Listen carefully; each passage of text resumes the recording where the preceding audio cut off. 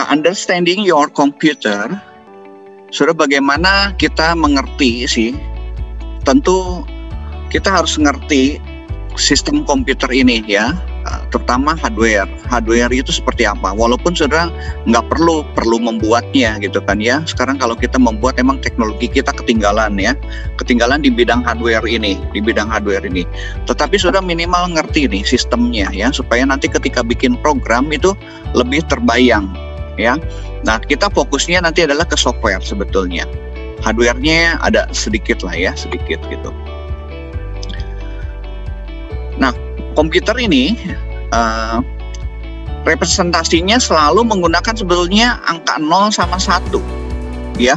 Nah, mirip seperti saklar ya. Saklar itu kalau on 1, kalau off itu 0 ya, atau sebut dengan true atau false, true false. Nah, dasarnya gini gitu kan ya, dasarnya sebenarnya saklar. Bagaimana si aliran listrik itu mengalir. Listrik itu kalau mengalir berarti dia kasih 1, nggak mengalir dikasih 0. Nah, variasinya sebetulnya seperti ini ya di dalam sistem. Tapi kenapa sih bisa hebat sekarang komputer, katakanlah bisa memproses suara, memproses gambar, memproses video gitu kan ya. Nah, tentu ini dari informasi-informasi ini. Informasi-informasi yang disimpan di dalamnya pun disimpan dalam bentuk 011101 gitu ya, gabungannya. Nah, gabungannya ini nanti akan menjadi banyak. Nah, yang seperti ini disebut dengan bit.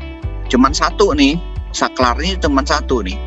Saklarnya 0, kalau enggak ya 1 gitu kan ya. Pilihannya cuman gitu. Ya, ini dasarnya seperti ini. Ya, jadi ini dalam bentuk bit. Ini disebut dengan bit ya. Nanti ada yang sebut dengan byte ya gitu ya. Nah, bit ini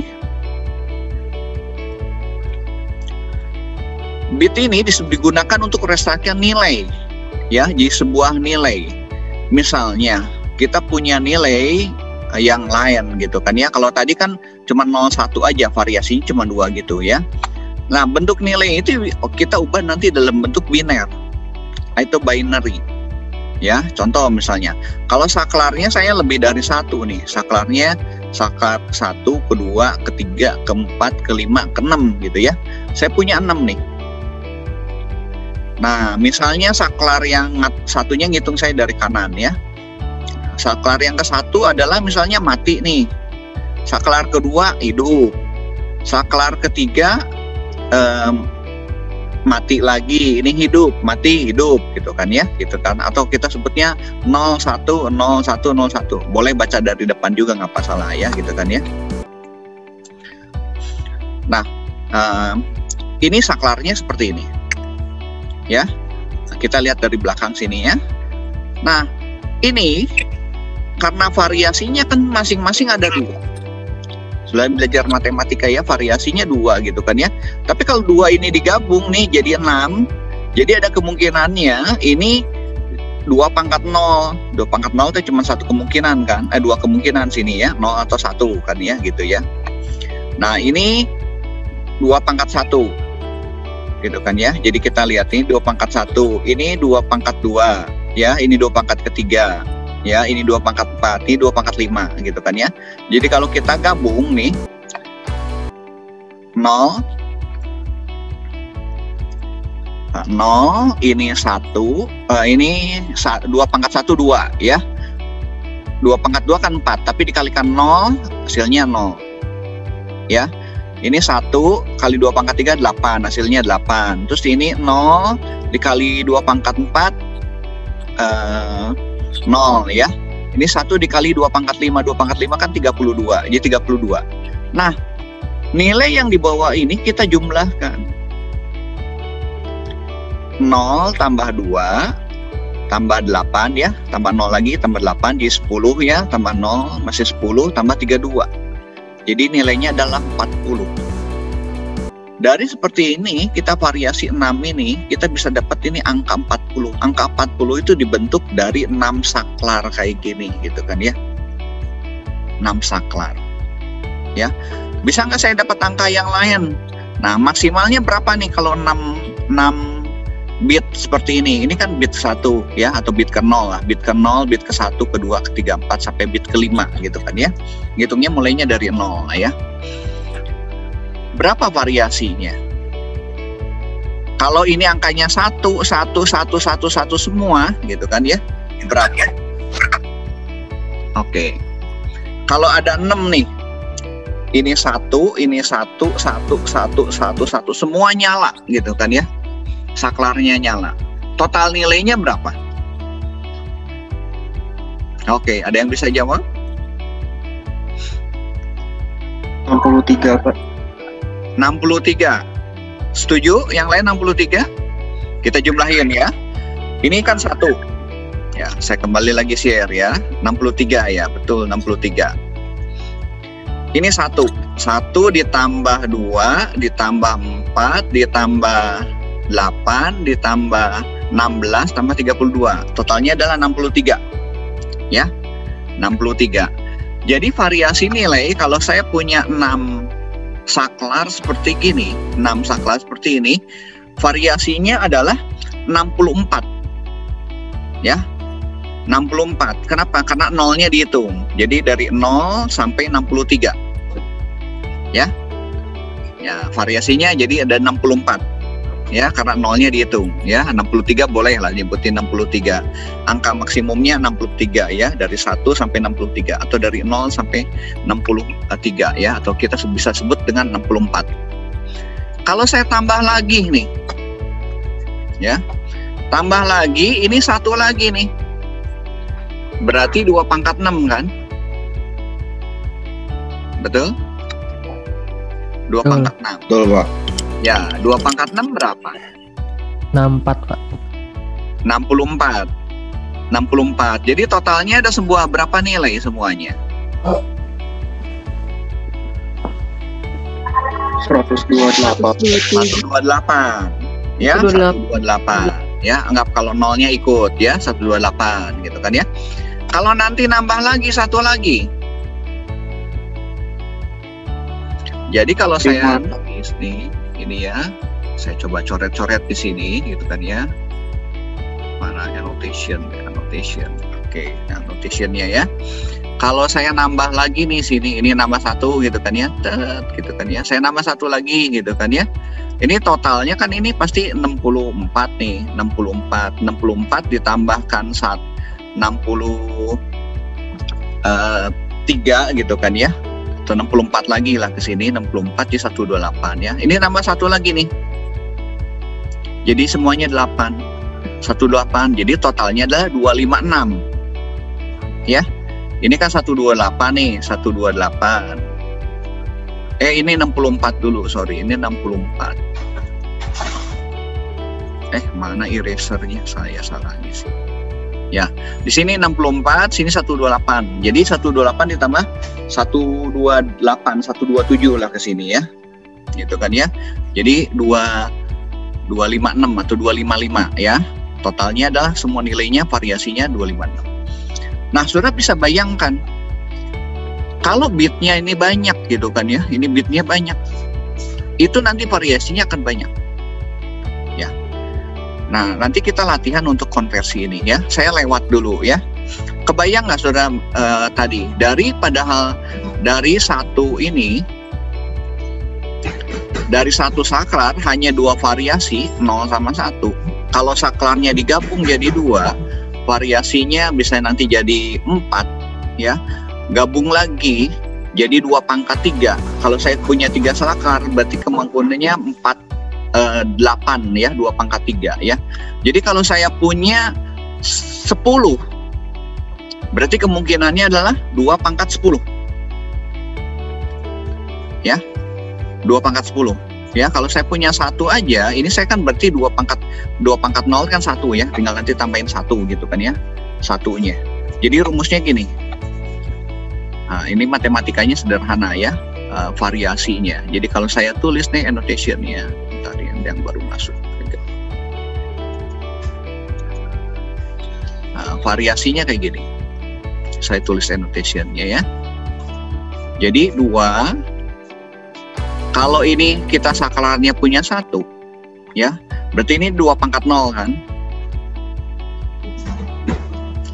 Ya, 1 ini dianggap yang 0 ya. Variasinya berapa? Ada 2 kan? Variasi ini nanti di plus 1 kan gitu ya sebetulnya. Gitu. 2 pangkat 0 1 kan ya. Sekarang kalau saya punyanya 5, tadi 6 lah ya. Di sini saya punyanya 6. Ini saya mau next berikutnya. Ini saya harus close dulu. Next berikutnya. Nah, ini ya, ada 6. Adalah ini 2 pangkat 6. Ya, 2 pangkat 6 itu berapa? 64. 64. 64 ya. Oh, sorry, ini rumusnya bukan gini. 2 pangkat 6. Ini kan harusnya 63 ya, atau 64 ya. Betul nggak ya? 64 ya, variasinya 64 kalau nolnya dihitung. Ya, 1, 2, 3, 4, 5. 2 pangkat 5 betul ya, 2 pangkat 5. 32. Oh, nilai terbesarnya. Ini kita lihat yang ininya ya, 2 pangkat 5. Ini saya rumusnya salah. Sorry. Kasihan.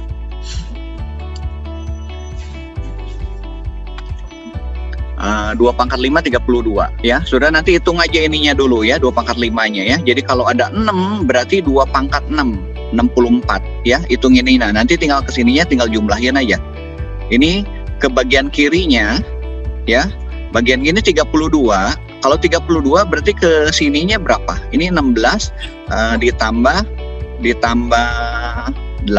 tambah 10 tambah 1 ya, ditambah 0 gitu kan ya. Ini 2 pangkat 0 itu sorry-nya 0 ini. Rumus saya tadi salah yang ininya. Ya. Maaf. Ya, ini.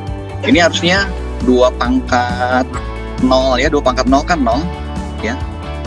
Nah, ininya kan 1 plus 1 ya. Oke. Kita lihat dulu sebentar ya. Lanjut dulu sebentar. Nah, angka-angka ini seperti huruf A gitu kan. Ini juga dipetakan gitu kan ya. Petakan. Nah, untuk pemetaannya ada kode standar namanya American Standard Code for Information Interchange ya, atau ASCII, orang nyebutnya ASCII gitu kan ya. Huruf B juga seperti ini ya, 6C ya. Jadi kalau kita lihat daftarnya, angka A kecil nanti ada kodenya, B juga gini ya. Nah, ini nanti kita sudah bisa lihat di internet ini kode-kodenya ya, dari 0 sampai ke 255 ya. Jadi huruf-huruf itu menggunakan kode-kode ASCII seperti ini ya. Nah, ini kode-kodenya ada null, ada start of heading, start of text gitu kan ya. Ini simbol-simbol sebetulnya ya, atau perintah-perintahnya. Nah, nanti huruf-huruf itu dimulai huruf yang ke-65 ya. Nah, umumnya bit itu digabungkan menjadi 8 bit ya. Jadi kenapa 8 bit? Tadi variasinya sebetulnya kan 255 ya. 255 atau 256 ya, 256 kalau kita nolnya kita hitung ya. Ini adalah diwakili dengan 8 bit. 1, 2, 3, 4, 5 dari 0 ya. 0, 1, 2, 3, 4, 5, 6, 7 ya. Ini disebut dengan 1 byte atau 1 byte ya. Byte-nya pakai gini nih gitu kan ya. Ini 8 bit ya. Ada 8 saklar nih gitu kan ya. Gitu. Ini bit keberapa? Mulainya ngitungnya biasanya umumnya orang dari 0 gitu ya. 0, 1, 2, 3 supaya gampang itunya ya. Ngitung pangkatnya kan. 2 pangkat 0, 2 pangkat 1, 2 pangkat 2, 2 pangkat 3, 4, 5, 6, 7 sampai 2 pangkat 7 gitu kan ya. Nah, 1 kilobyte ini isinya adalah 1024 byte. Kenapa nggak 1000? Ya, karena kan kita menggunakan bilangan biner. Biner itu 0 dan 1 gitu kan ya. Nah, megabyte gini, megabyte adalah 1024 kilo. Gigabyte adalah 1024 dari mega. Ya. Tera adalah 1024 gini. Ya. Ngitungnya gitu ya. Saudara sekarang kan punya hard disk nih ukuran 1 tera. 1 tera ini kira-kira 1024 gigabyte. 1 giga berapa? Ya, ini ya. Jadi ini kilo tuh 1000, ini mega, ini juta ya. Ini apa ya kalau giga ya? Kalau dalam uang. Nah, angkanya udah panjang ya, udah panjang. Sama ini tera gitu kan ya. Oke. Ini gabung-gabung seperti ini. Nah, nanti sudah ini presentasi di sini ya, presentasi. Saya jelasin dulu sedikit aja ya. Ini kalau di dalam komputer tuh ada namanya CPU, ini untuk berpikirnya, ada untuk ingatnya. Nah, untuk ingatnya nanti ada dua nih, ya ada memori, ada storage ya. Storage salah satunya adalah hard disk sebetulnya. Sekarang udah teknologi udah canggih, ada SSD gitu kan ya, prinsipnya sama ya. Nah, cuman dia lebih cepat ya. Nanti ke depan ada teknologi lagi nggak? Pasti ada gitu kan ya. Nah, ini saya perlihatkan sekilas ya. Jadi memori seperti ini nanti sudah presentasi lah ya ininya. Ini memori ini untuk aksesnya yang cepat ya, cepat. Kalau hard disk untuk penyimpanan data sama sebetulnya memori juga gitu kan ya. Cuman dia sifatnya permanen gitu kan ya. Jauh lebih lambat ya, lebih lambat.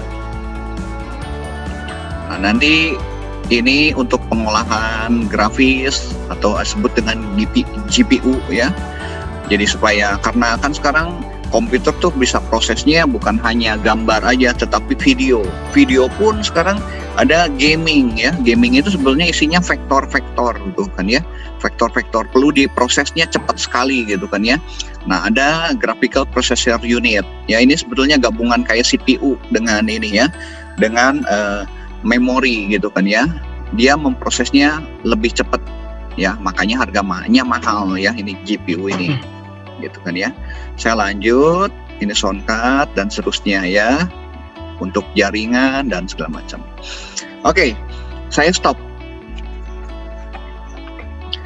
Nanti saya kembali lagi dengan biner tadi ya. Nanti bagaimana mengkonversi nih biner ke desimal seperti itu ya. Tapi sekarang waktunya sudah presentasi dulu. Oke, kelompok mana yang siap? Ini sepertinya udah lengkap nih 27. Oke, yang double-double. Saya memfoto sekali lagi ya, capture sekali lagi.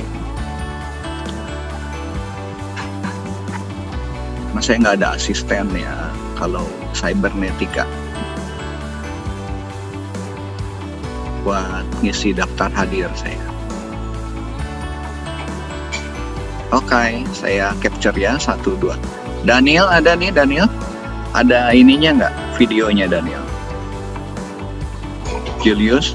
Daniel hadir nggak Daniel? Wah, gelap. Oke, thank you. Saya capture ya sebentar ya. Ada 2 layar deh kayaknya. Satu lagi ya. Screen. Oke. Kelompok mana dulu yang mau present?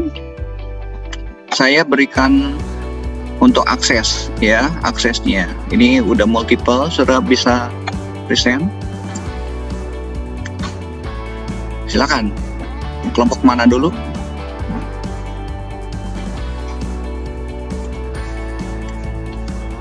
Nah, kalau enggak mau bertanya, Pak. Ya, boleh, silakan. Kalau yang video gimana ya, Pak?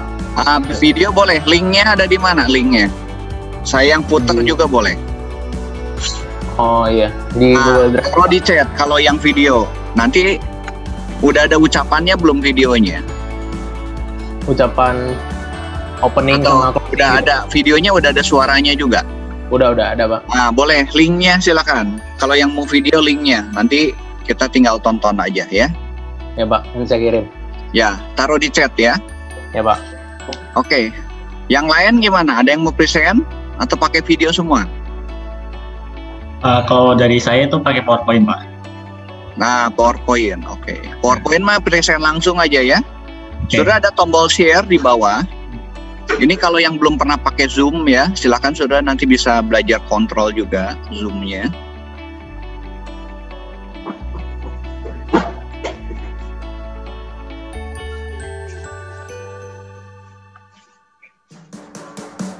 Pak, saya juga pakai video Pak, tapi videonya tuh nggak bisa di save Pak. Jadi nanti saya yang share screen aja apa gimana Pak? Boleh, boleh. Kalau mau ada videonya di chat, dikirim linknya aja. Atau Linknya, masih ada di komputer saudara videonya? iya masih di komputer sayanya Pak, jadi nggak bisa Komputer dikirim, ya Pak. boleh di present aja langsung, pakai share screen. Ya, sekarang tak Pak, atau gimana? Ya silakan, boleh. Kelompoknya mana dulu ya? Saya nanti akan catat juga sih.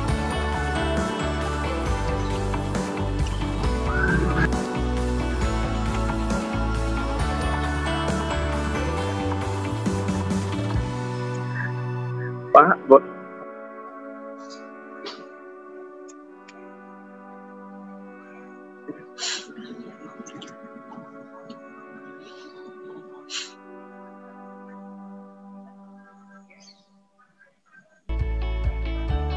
Ya oke, boleh di show deh, diperbesar. Suaranya muncul nggak? Varies sama itu ya.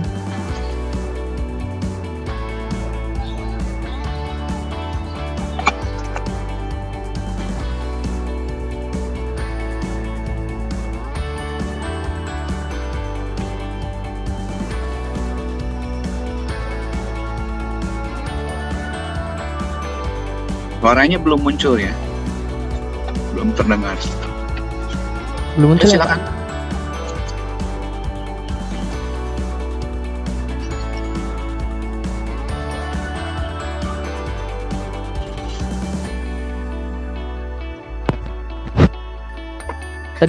Tadi suaranya muncul belum ya Pak?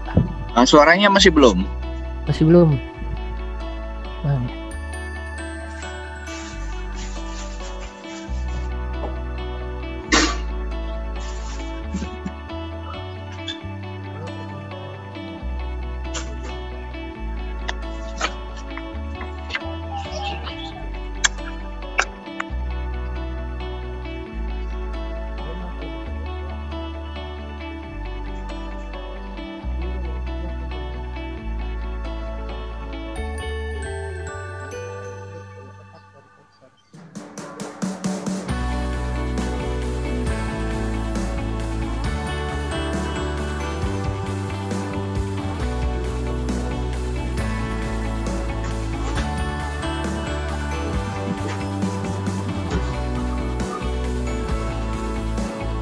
Suaranya masih belum ya? Di teman-teman terdengar nggak suaranya?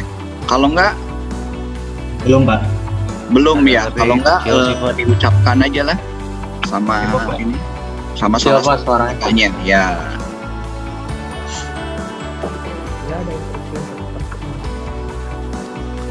Udah terdengar ya Pak? belum terdengar. Di saya ada tapi kecil Pak. Oh kecil ya? Iya, cuma setiap Ya kalau nggak coba volumenya diperbesar. tahu CPU. Ini udah maksimal Pak. Lebih jauh saya akan menjelaskan apa itu CPU. CPU ialah sebuah komponen perangkat keras atau perangkat keras mainframe Suaranya. pada komputer. CPU bisa disebut sebagai otak dari komputer karena CPU akan mengontrol semua aktivitas dan operasi semua program termasuk aplikasi atau perangkat lunak yang terkandung di dalamnya. CPU sering juga disebut sebagai prosesor. Selanjutnya ada komponen CPU. Sebuah CPU terdiri dari beberapa komponen yang mendukung kinerjanya. Yang pertama, ada unit control. Unit control bekerja untuk mengatur jalannya program.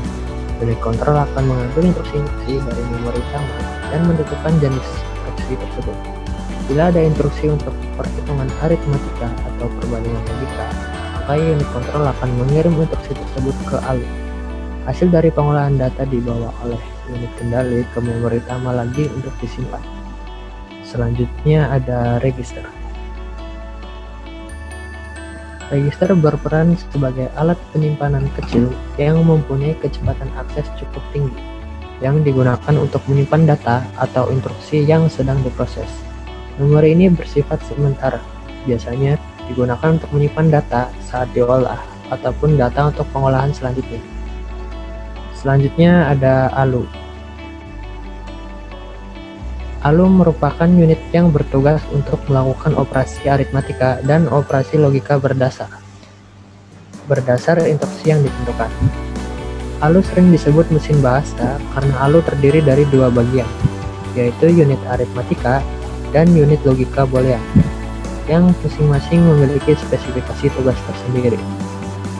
Yang terakhir ada interkoneksi. Interkoneksi adalah sistem koneksi yang menghubungkan antara komponen-komponen yang ada di CPU agar dapat melakukan pekerjaannya sesuai perintah. Selanjutnya akan dijelaskan oleh saudara Juan Sterling dan Stefanus. Oke, sekarang saya akan membahas tentang sejarah awal mulanya prosesor. Pusat unit pemroses komputer sederhana generasi pertama pada tahun 1940-an masih berupa sekumpulan tabung kedap udara yang mirip botol. Botol-botol ini sama dengan yang biasa ditemukan di televisi model yang sangat kuno sekali. Setiap CPU membutuhkan ribuan botol dan daya tahannya hanya beberapa jam saja. Selain itu, ia boros tenaga listrik dan perangkat pendinginnya pun berukuran besar. Komputer angkatan pertama yang menggunakan CPU model ini adalah ENIAC, ENIAC, Electronic Numerical Integrator and Computer. ENIAC terdiri atas 18.000 tabung kedap udara yang butuh ruangannya aja seluas 18 x 8 meter persegi. Itu untuk pengoperasiannya ya, ruangannya seluasnya segitu. Dari model tabung, kemudian di tahun 1948, proses komputasi mulai masuk ke komputer generasi kedua. Nah, komputer generasi kedua ini udah mulai menggunakan transistor. Penggunaannya didemonstrasikan oleh Bell Telephone Laboratories. Oleh transistor ini, kebutuhan listrik jadi lebih rendah. Dan tingkat panasnya juga berkurang. Kemudian, pada komputer generasi ketiga, mulai digunakan yang namanya semikonduktor. Semikonduktor ini menggabungkan lusinan transistor dalam sebuah chip silikon kecil. Dengan cara kayak begini, sebuah sirkuit elektronik yang berisi komponen-komponen bisa saling terkoneksi dan bisa disatukan dalam sebuah sirkuit yang tunggal. Lalu dari sini nih, mulai munculnya yang disebut dengan mikroprosesor. Lalu pada tahun 1970-an awal, sirkuit semikonduktor sudah mulai dikembangkan dengan kompleksitas 1000 transistor per sirkuitnya. Lanjut, pada tahun 1971, komponen yang benar-benar disebut mikroprosesor untuk pertama kalinya dibuat oleh para teknisi dari perusahaan elektronik Intel. Kalian tahu dong pasti yang namanya Intel. Nah, chip ini diberi nama oleh Intel itu 4004 dan didesain oleh Ted Hoff, Federico Fargin, dan Stan Mazur. Nah, Intel kemudian merilis prosesor pertama yang digunakan untuk penghitung bus jom. Penemuan yang mulai memasukkan sistem cerdas pada dalam mesin. Chip Intel 4004 ini memulai pengembangan CPU dengan menyatukan semua komponen mesin komputasi dalam sebuah IC. Lanjut, pada tahun 1972, Intel memperkenalkan mikroprosesor 8008. Nah, mikroprosesor 8008 ini 2 kali kecepatannya dibandingkan dengan mikroprosesor sebelumnya. Mikroprosesor ini merupakan mikroprosesor 8 bit yang ada pertama kali. Mikroprosesor ini juga dapat dimasukkan untuk melakukan hanya dalam satu pekerjaan. Lanjut, di tahun 1974, Intel lagi-lagi merilis mikroprosesor 8008 dengan seri yang baru. Di seri ini, Intel mengkonversi teknologi mikroprosesor multi-vortex yang dapat digunakan oleh NMOS ke teknologi triple vortex yang lebih cepat dari seri sebelumnya dengan teknologi PMOS. Mikroprosesor adalah otak utama untuk komputer. bernama Altair.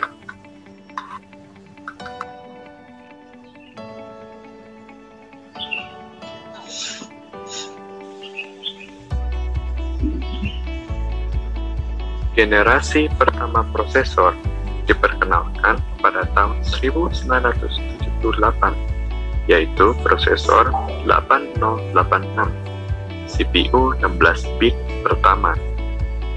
Tapi perangkat keras 16 bit seperti perangkat motherboard terlalu mahal pada saat itu, di mana mikrokomputer 8 bit adalah jenis yang standar. Pada tahun 1979, Intel mendesain ulang CPU agar kompatibel dengan perangkat keras 8 bit. Generasi kedua prosesor, yaitu prosesor 80286, memiliki kemajuan relatif besar dapat dibandingkan dengan chip generasi yang pertama. Frekuensi clock ditingkatkan, akan tetapi peningkatan utama adalah optimalisasi pemrosesan perintah. Pada kecepatan awal 6 MHz, kemudian dapat diperkenalkan clock rate 12, 10, dan 8 MHz yang digunakan oleh AMD PC-80 pada tahun 1984. Prosesor 80386DX, prosesor generasi ketiga yang diluncurkan pada 17 Oktober 1985, adalah CPU 32 bit yang pertama. Prosesor ini dapat mengatasi memori hingga 4 GB dan memiliki metode pengalamatan yang lebih baik daripada 286. 386 beroperasi pada kecepatan clock 20, 16, dan 33 MHz. Generasi keempat, yaitu 80486DX, dirilis pada 10 April 1989 dan dapat bekerja 2 kali lebih cepat dari pendahulunya. Ini dapat terjadi karena pemrosesan instruksi x86 yang lebih cepat, terutama dalam mode RISC. Pada saat yang sama, kecepatan terus meningkat, tetapi 486DX dan 386DX adalah chip 32 bit. Selanjutnya, generasi kelima, yaitu Pentium Classic atau P54C. Chip ini dikembangkan oleh Intel dan dirilis pada Maret 1993. Prosesor Pentium adalah superscalar, yang berarti bahwa prosesor ini dapat menjalankan lebih dari satu instruksi per clock tick, sebanding dengan 2 buah versi 486 dalam sebuah chip. Generasi ke-6, yaitu Pentium Pro, diperkenalkan pada 1 November 1995. Pentium Pro adalah prosesor RISC murni yang dioptimalkan untuk pemrosesasi atau OS. Yang baru dari prosesor ini adalah CPU unit dan cache L2 adalah unit yang sah. Generasi selanjutnya, yaitu AMD K7F1, penemuan penting dalam dunia prosesor bagi AMD untuk menyaingi Intel. Terbukti dalam beberapa bulan pertama, pasar bereaksi sangat positif terhadap Athlon dan mengungguli Pentium 3 pada clock rate yang sama. Generasi Intel Core Duo merupakan prosesor generasi ke-8 yang diluncurkan pada Juli 2002. Prosesor ini menggunakan mikroprosesor berbasis x86. Penggunaan Core 2 dapat menandai era prosesor Intel baru, di mana merek Intel Pentium telah tergantikan. Selanjutnya, hingga kini prosesor semakin berkembang. AMD dan Intel berlomba-lomba menciptakan prosesor terbaik untuk bersaing di pasar. Seperti contoh prosesor terbaru yang mereka rilis seperti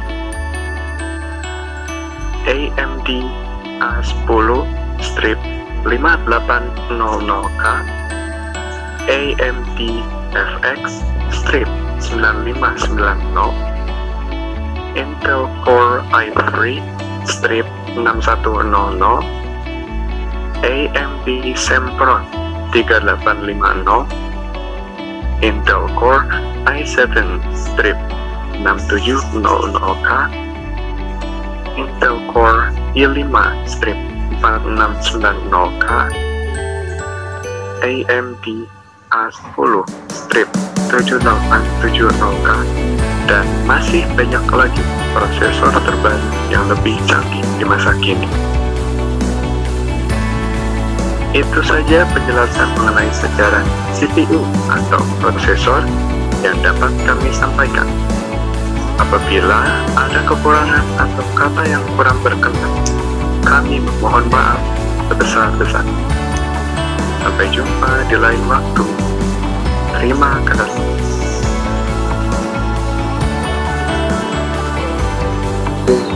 Oke. Tadi itu kelompok Evan, Faris, satu lagi sama siapa ya tadi ya? Juan, Pak. Ya, ditulis ini kelompoknya, kelompok yang tadi udah presentasi ya di chat ya. Oke. Ya, makasih. Tadi itu suara siapa itu teh? Saya, Pak. Faris. Boleh. Nah? Saya boleh presentasi nggak, Pak? Boleh, silakan. Yang mau presentasi. Oke Pak, saya share screen ya. Tadi yang presentasi nanti tolong tulis nama kelompoknya ya di chat ya. Ya oke, selamat pagi Pak. Ya, pagi. Selamat pagi teman-teman Evan semua. sama Franciscus. Ya, silakan. Ya, pada kesempatan hari ini kami dari kelompok alat input akan menjelaskan mengenai alat input device. Sebelumnya perkenalkan kelompok kami ada Evan Agustian Lukius, Ben Kurniawan, dan Franciscus Naibaho. Oke, mungkin kalian udah pada tahu ya, pernah dengar mengenai perangkat input atau output. Mungkin saat membeli komputer, mungkin ada input outputnya apa sih? Nah, sekarang kelompok kami akan menjelaskan ya tentang mengenai perangkat input. Apa sih perangkat input itu? Di sini perangkat input atau disebut juga input device merupakan perangkat masukan dari komputer yang memiliki tugas untuk menerima setiap instruksi yang masuk ke komputer. Selain menerima data input, perangkat ini juga bertugas dalam menyalurkan data microprosesor yang berbentuk sinyal data input. Singkatnya, perangkat input adalah perangkat untuk mentransfer segala perintah yang akan diproses oleh sistem komputer. Nah, apa aja sih device-device perangkat input itu? Untuk device-device akan dijelaskan oleh rekan saya, Vin Kurniawan. Nah, silakan Vin. Oke, thank you. Nah, jadi kita tahu lah ya, keyboard itu buat apa? Keyboard itu jadi buat menginput informasi yang berupa huruf, angka 1, 0, sampai 9. Terus juga untuk melakukan mengetik untuk masuk ke nanti diproses sama komputernya atau laptopnya. Nah, untuk keyboard merupakan perangkat penting dalam komputer. Nah, apabila komputer tanpa keyboard, ya pastinya komputer nggak bisa dijalankan sebagaimana mestinya. Jadi salah satu keyboard yang paling populer itu dan paling sering yang digunakan adalah keyboard QWERTY yang tersusun 1010 tombol. Keyboard memiliki key yang disusun ke dalam beberapa bagian, antara lain alphanumeric key, cursor movement key, function key, modifier numeric key. Nah, next.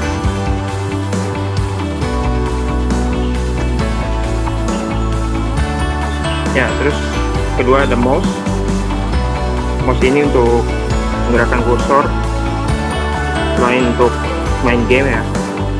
ada klik kiri dan klik kanannya itu, dan ada scrolling itu biasanya untuk scroll halaman. Jadi pada mouse itu kan ada klik kiri, klik kanan, sama scroll. Jadi ya input data dari kita scroll sama klik itu nanti juga dapat menggerakkan kursor. Selain itu, mouse juga bisa memilih teks, ikon, dan folder tertentu. Ya. Oke, selanjutnya akan dijelaskan oleh Franz. Silakan Franz. Selamat pagi Pak. Saya akan melanjutkan penjelasan tentang perangkat input, dan saya akan menjelaskan tentang like pen. Like pen itu sama seperti mouse juga. Ia berbentuk pointer elektronik atau input device yang digunakan untuk menggambar atau grafis pada perangkat komputer atau laptop secara real time. Di like pen ini juga Anda dapat menggunakan pen seperti ballpoint biasa, seperti saat Anda sedang menulis pada kertas. Like pen merupakan salah satu bentuk inovasi dari perangkat input yang tentunya memudahkan pekerjaan. Jadi like pen ini merupakan inovasi terbaru dari perangkat input, karena alat ini digunakan seperti layaknya kita menulis di sebuah perangkat kita. Like pen ini merupakan suatu perangkat masukan yang berbentuk cahaya. Apabila pena dikaitkan ke monitor, akan membentuk goresan sesuai dengan kita yang inginkan. Next, yang keempat itu joystick. Joystick di sini bukan yang joystick itu untuk apa ya? Untuk game. Jadi di sini dikatakan joystick itu yang berbentuk seperti tongkat, yang bisa bergerak ke segala arah. Umumnya joystick ini berbentuk kotak dan dilengkapi dengan tombol untuk mengatur gerak suatu objek dalam sebuah komputer. Jadi kita bisa mengatur objek kemana yang ingin kita inginkan. Joystick ini merupakan alat penuding secara tidak langsung seperti mouse dan joystick juga mengendalikan kursor pada komputer menggunakan gerakan atau tekanan pada tuas. Kesimpulan dari kelompok kami adalah bahwa input device itu adalah suatu perangkat yang memberi sebuah perintah pada komputer dan akan dijalankan oleh sistem komputer itu sendiri. Sekian dari kelompok kami, mohon maaf bila ada kesalahan dalam kata-kata. Sekian dan terima kasih. Oke, terima kasih buat kelompok Evan ya. Kelompoknya ditulis ya di itu. Jadi nanti tuliskan judulnya apa, nama kelompok sama anggota kelompoknya gitu ya. Oke. Pak, permisi Pak. Ya. Itu kelompok robot udah dikirim linknya di chat. Oh boleh. Mau yang share-nya dari saya atau dari ini? Bebas Pak. Ya, boleh dari Anda juga boleh. Oke Pak. Ya, mau robot dulu silakan.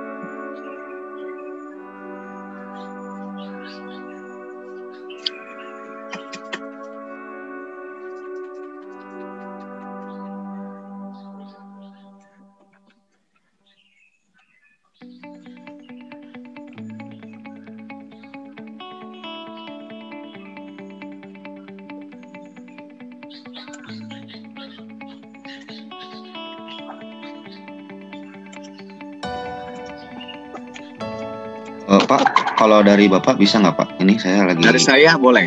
Iya Pak. Bentar ya, aku mau copyin dulu.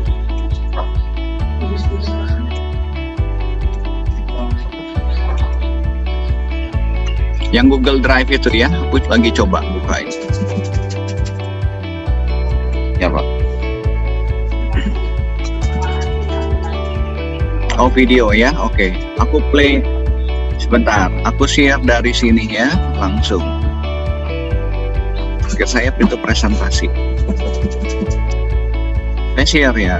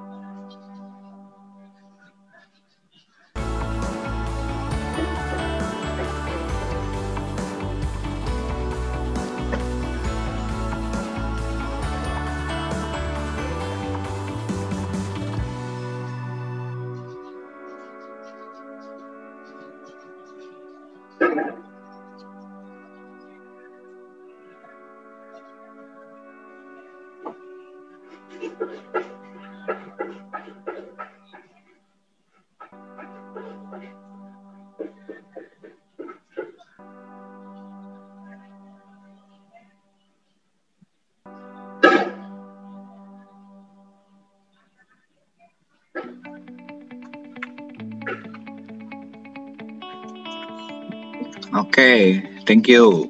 Ya, ditulis kelompoknya ya yang robot. Robot tadi udah belum? Oh, udah. Nama kelompoknya ya, tolong ditulis. Ya, silakan yang berikutnya. Bagus-bagus ya presentasinya ya.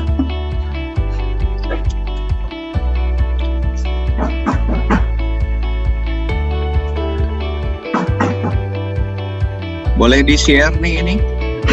Ya. Kelompok Nisa ya. Shirley, Asipa, sama Nisa. Baik. Apa? Ayo, selamat pagi teman-teman. Selamat pagi Pak Teddy. Ya. sebelum mulai presentasi kita ini, teman-teman pasti udah tahu lah ya storage itu kayak gimana. Sebelum kita ngomongin tentang yang tadi dibawain sama Willy tentang robotika gitu, pasti teman-teman harusnya lebih kenal sama perangkat-perangkat yang namanya storage. Soalnya storage itu benar-benar basic dari perangkat hardware ya. Oke, next ya. Perangkat storage itu kebagi banyak tuh. Di gambar selanjutnya ada beberapa perangkat yang mungkin teman-teman tahu juga ya di slide kedua. Gambar-gambar ini tuh di antara kalian pasti udah ada yang kenal lah ya. Kayak sebelah kiri itu dia hard disk, terus sebelah kanan itu DVD, yang belah bawahnya itu sebelah kiri itu USB, sebelah kanannya itu floppy. Nah, lanjut ya.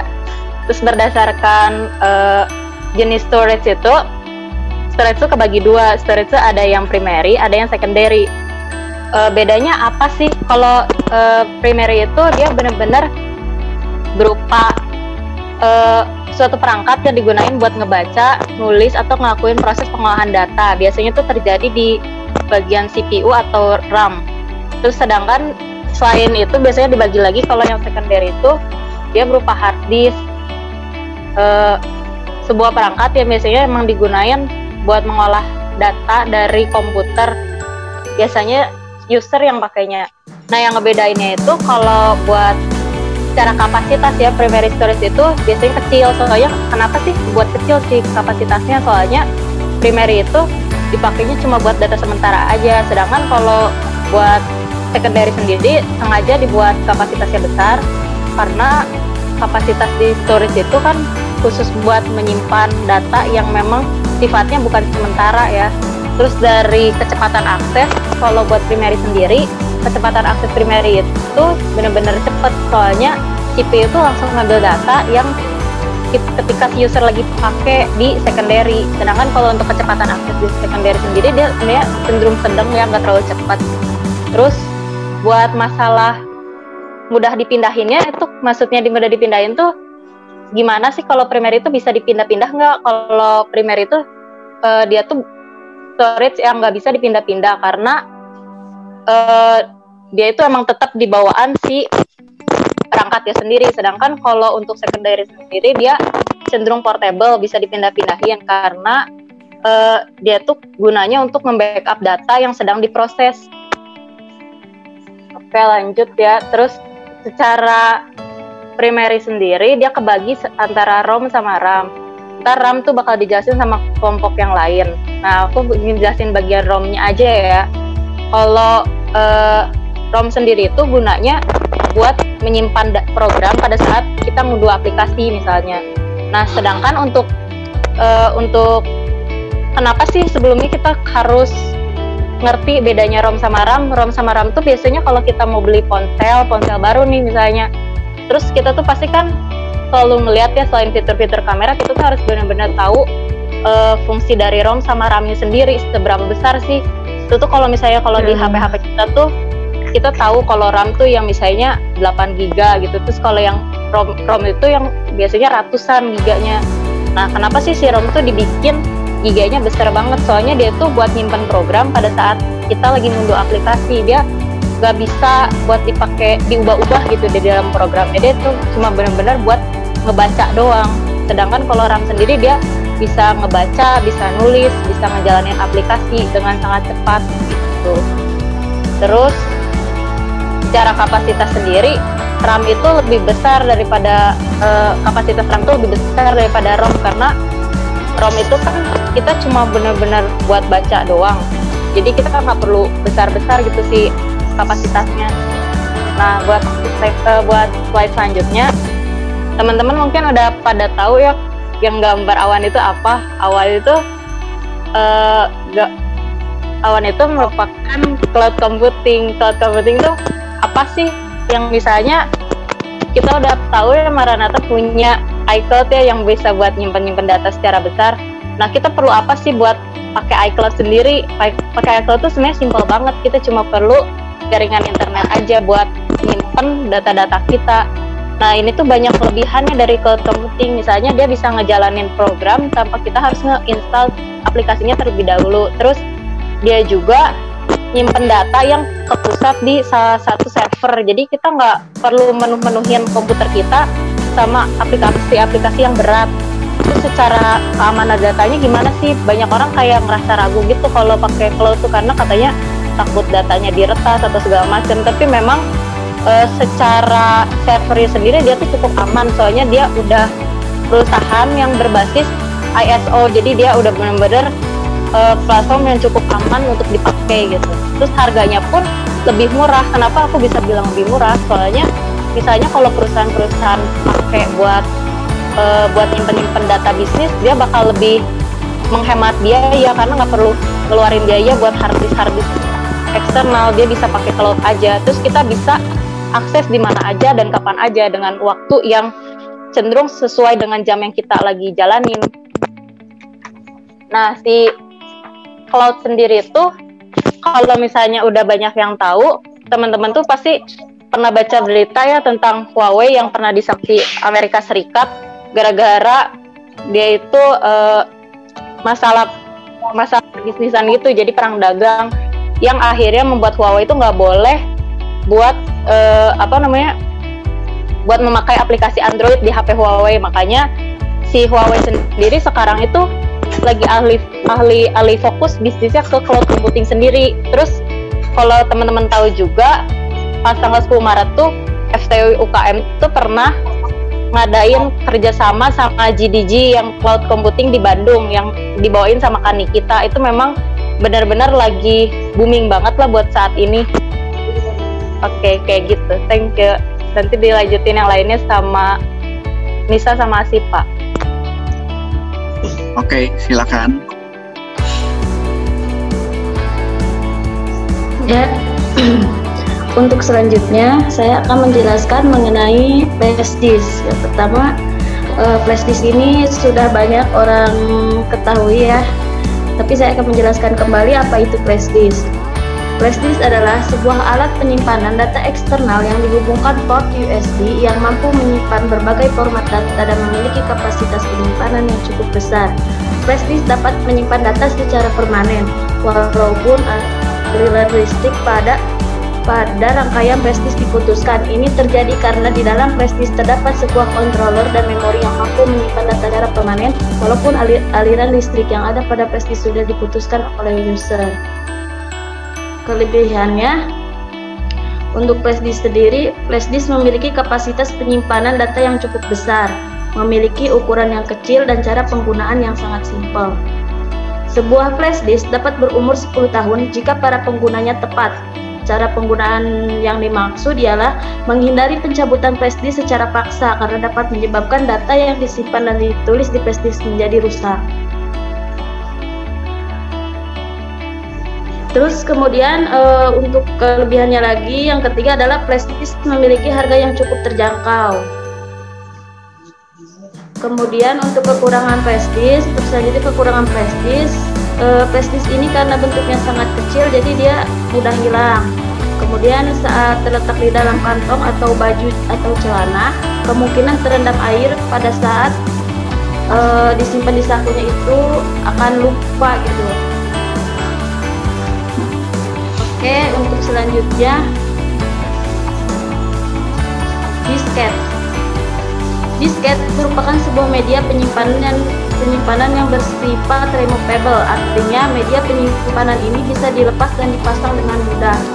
Floppy atau disk atau disket digunakan untuk memperoleh sebuah informasi mengenai data yang keluar maupun yang masuk di dalam sistem komputer. Jika Anda mempunyai disket dengan kapasitas yang tidak sama, maka disket yang pertama akan ditandai dengan kode A dan disket kedua ditandai dengan kode B. Disket biasanya dinamakan sebagai drive disket yang digunakan untuk PC di seluruh dunia. Fungsi disket. Disket merupakan sebuah media penyimpanan yang bersifat removable. Media penyimpan ini bisa dilepas dipasang dengan mudah.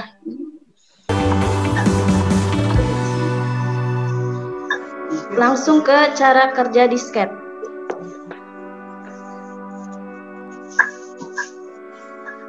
Perlu Anda tahu bahwa disket membutuhkan beberapa tahapan ketika hendak menulis data, sehingga nanti data tersebut benar-benar disimpan di bawah ini cara kerja disket yang akan kami jelaskan. Program yang ada di komputer akan mulai meneruskan perintah yang diterima menuju perangkat keras atau hardware yang nantinya akan diberikan kepada disket agar bisa menulis data tersebut.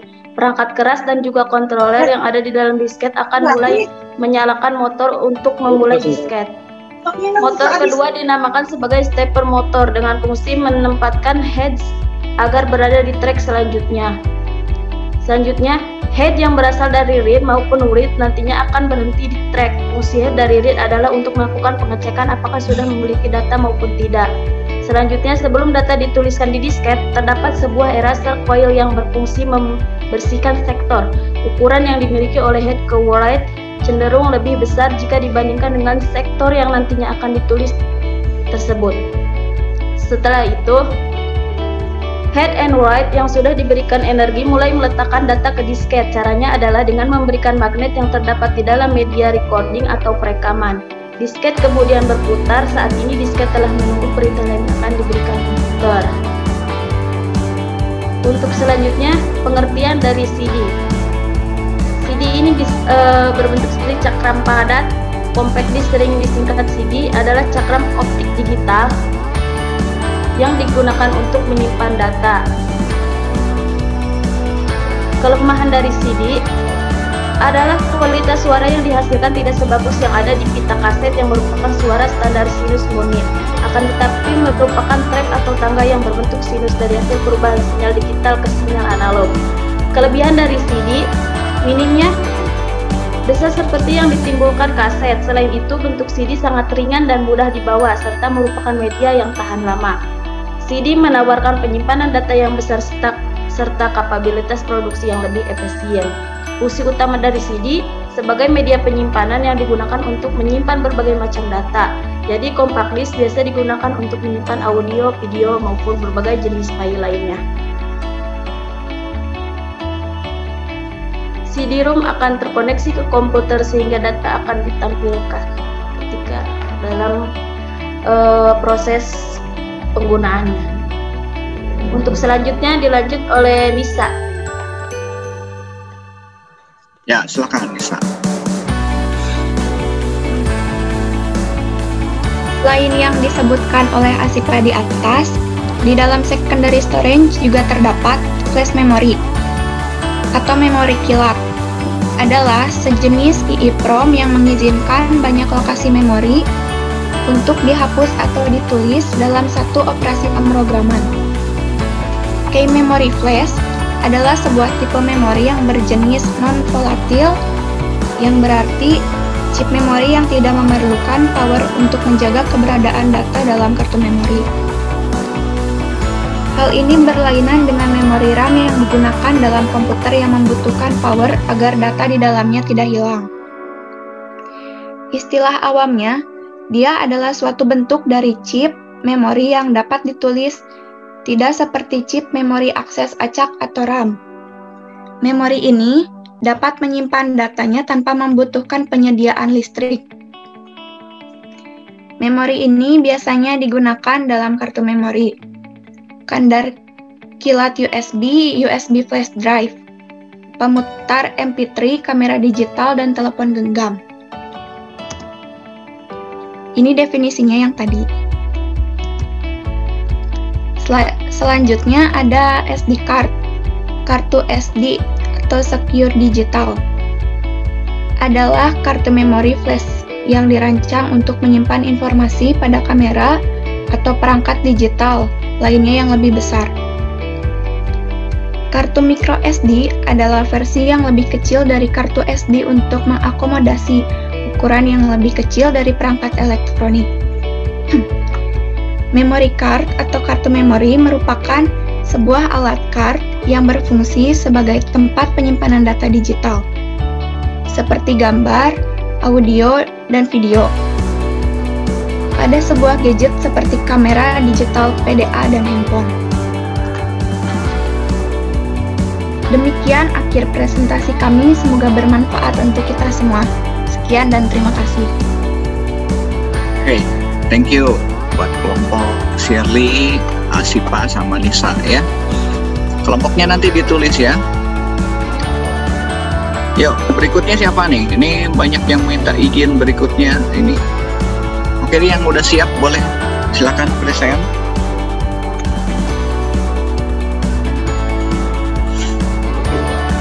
Ya, Axel, Alphon, sama Michael. Silakan. Selamat pagi, Pak Teddy Markus dan teman-teman sekalian. Ya. Kami kelompok RAM dan ROM akan menjelaskan pengertian dan perbedaan antara RAM dan ROM, sejarah perkembangan dan jenis-jenis RAM dan ROM, karakteristik dan struktur RAM dan ROM, dan cara kerja RAM dan ROM. Yang pertama, pengertian RAM dan ROM sendiri adalah RAM, Random Access Memory, atau yang biasa kita sebut RAM, adalah sistem memori yang mampu mencadangkan semua data dalam jangka waktu tertentu yang berfungsi untuk menjalankan program. Sedangkan Read Only Memory atau ROM adalah suatu perangkat keras pada komputer atau PC yang berupa chip memori semikonduktor yang isinya hanya bisa dibaca saja. Kemudian saya akan menjelaskan perbedaan RAM dan ROM itu sendiri. Yang pertama, perbedaan RAM dan ROM dapat kita lihat dari fungsinya yang berbeda. Fungsi RAM adalah untuk menjalankan program, sedangkan fungsi ROM untuk menyimpan data internal dan untuk menjalankan sistem operasi. Yang kedua, RAM penyimpanannya hanya sementara, sedangkan ROM penyimpanannya secara permanen. Yang ketiga, RAM mudah menguap atau volatile, sedangkan ROM tidak mudah menguap atau non-volatile. Yang keempat, RAM digunakan dalam operasi normal, sedangkan ROM digunakan untuk proses startup komputer. Yang terakhir, RAM menulis data lebih cepat daripada ROM, menulis datanya hanya lebih lambat. Selanjutnya, saya akan menjelaskan sejarah perkembangan. Sejarah RAM dimulai pada pertama kali pada tahun 1970 yang diberi nama Dynamic Random Access Memory atau DRAM. Diciptakan oleh perusahaan IBM yang memiliki kecepatan antara 4,77 MHz sampai dengan 40 MHz. Yang kedua, Fast Page Mode DRAM atau FPM DRAM diciptakan pada tahun 1987 atau lebih dikenal dengan nama FPM. FPM sendiri memiliki kecepatan antara 16 MHz sampai dengan 66 MHz. Yang ketiga, Extended Data Output Dynamic Random Access Memory atau EDRAM. Munculnya EDRAM sendiri digunakan untuk menyempurnakan jenis memori sebelumnya, yaitu FDRAM. EDRAM sendiri digunakan oleh komputer dengan prosesor Intel 486 dan juga Intel Pentium generasi pertama.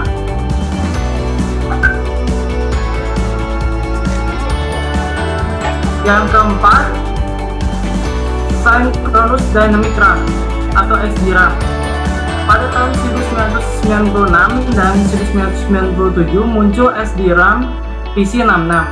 PC66 berarti RAM ini memiliki kecepatan 66 MHz. Kemudian muncul lagi SDRAM PC100 yang digunakan untuk komputer Pentium 2. Kemudian ada Rambus DRAM atau RD DRAM, sering juga disebut dengan DRD DRAM atau juga Rambus Memory, yang merupakan jenis RAM yang memiliki kecepatan sangat tinggi pada saat itu.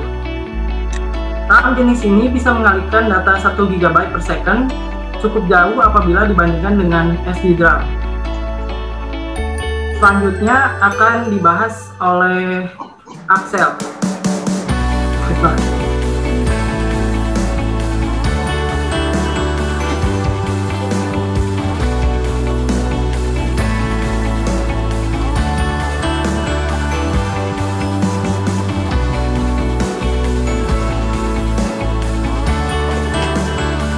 Michael masih di mute suaranya. Di unmute dulu. Selanjutnya akan dijelaskan oleh Axel. Oke, Axel.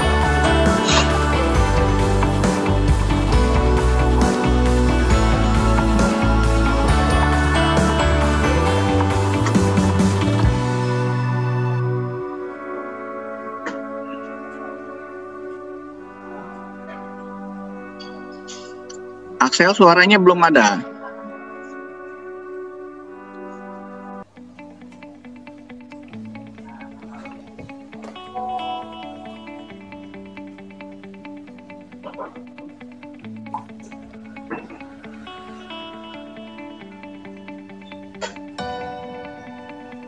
Oke, silakan.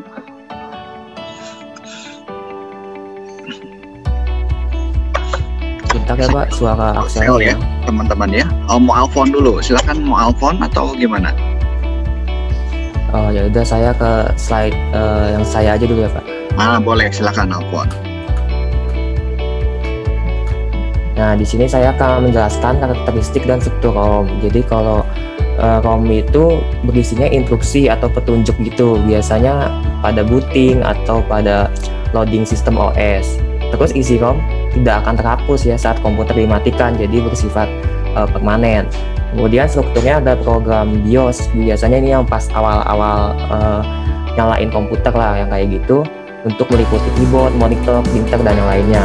Kemudian yang kedua ada program linkage, bertugas untuk memindahkan sistem OS yang tersimpan dalam hard disk, jadi dipindahin ke RAM.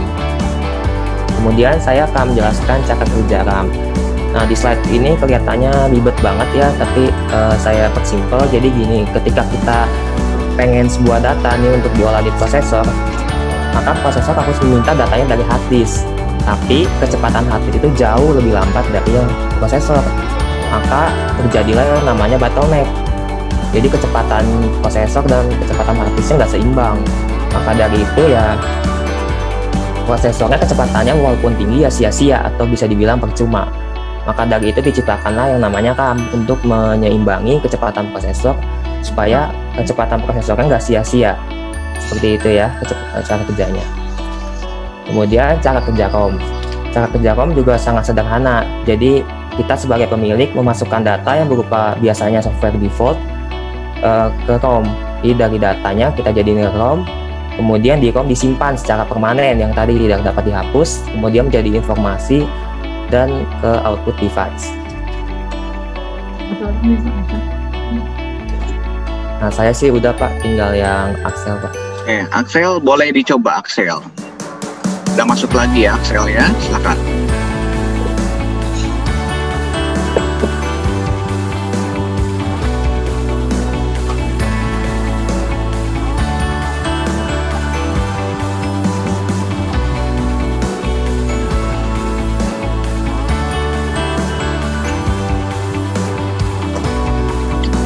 Axel belum ada suaranya.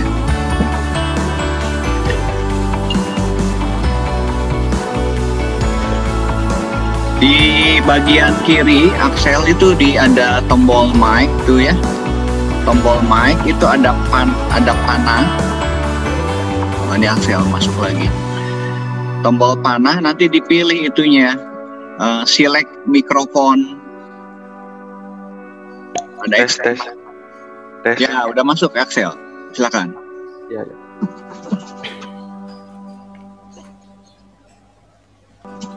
Ya, terima kasih atas waktunya. Ya. Tadi yang saya akan meneruskan penjelasan dari Michael, yaitu selanjutnya DDR SDRAM. DDR SDRAM dibikin pada tahun 1999. Dua perusahaan yang saling bersaing yaitu AMD dan Intel meningkatkan kecepatan clock prosesornya, dan ini berimbas kepada kebutuhan RAM yang bisa mengimbangi kemampuan prosesor tersebut untuk mengatasi masalah tersebut. Maka DDR SDRAM atau yang lebih kita kenal dengan DDR1 pada umumnya untuk prosesor Pentium 3 sampai dengan Pentium 4. Selanjutnya 2 SDRAM. Pengembangan berlanjut ke jenis terbaru. RAM ini muncul pada tahun 2005. DDR2 memiliki kecepatan lebih baik daripada DDR1. RAM tipe 2 ini pun saat ini masih banyak beredar, walaupun untuk kapasitas 2 GB. Dan harganya yang sudah lumayan mahal, bahkan setara dengan yang 4 GB DDR3. RAM ini digunakan untuk prosesor Pentium 4 sampai dengan generasi per 2. Selanjutnya DDR3 SDRAM. Pada pertengahan tahun 2007, muncul kembali jenis RAM terbaru yaitu DDR3 SDRAM. Membutuhkan daya hanya 1,5 ohm. Kemampuan yang lebih baik begitu juga lebih irit daya membuat RAM DDR2 tertinggal jauh daripada DDR3. Namun harga pada waktu itu cukup lumayan tinggi membuat RAM ini belum dilirik oleh orang lain. Barulah pada tahun 2010 RAM ini mulai diburu oleh para pengguna komputer. Dan yang terakhir, DDR4 SDRAM. DDR4 SDRAM ini dirilis pada tahun 2014, namun ternyata baru bisa digunakan pada tahun 2015. Merupakan RAM tipe paling baru saat ini. Untuk harga tersendiri masih belum bisa dijangkau untuk orang kalangan biasa. Apalagi RAM ini masih diperuntukkan untuk prosesor kelas atas milik kita.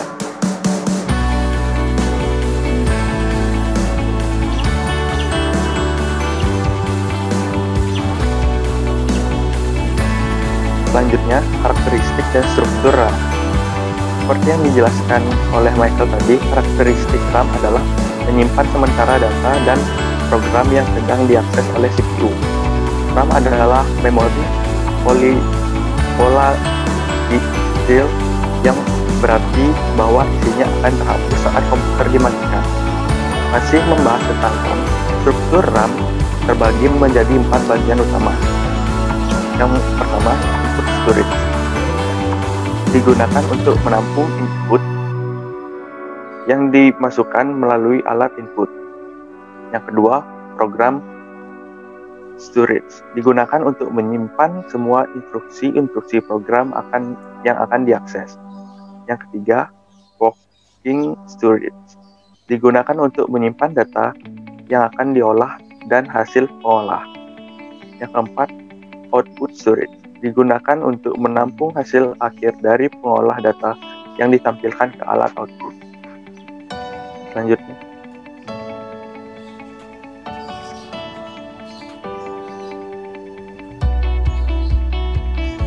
dan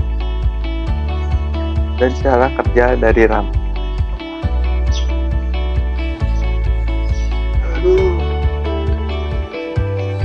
Jadi kesimpulannya, RAM dan ROM adalah sebuah memori yang berbeda dikarenakan fungsi yang dimiliki pun berbeda. RAM berfungsi untuk menjalankan program, dan ROM berfungsi untuk menyimpan dan data internal yang juga bisa untuk menjalankan sistem operasi dan sistem lainnya. Terima kasih atas waktu yang diberikan kepada kelompok kami. Saya ucapkan terima kasih. Ya, thank you untuk sharingnya. Stop share dulu ya. Ya. Baik. Kelompok berikutnya. Udah semua belum? Nah, aku hitung dulu. Masih ada ya? Oke, ya, silakan. Sensor. Jeremy, Daniel sama Devian.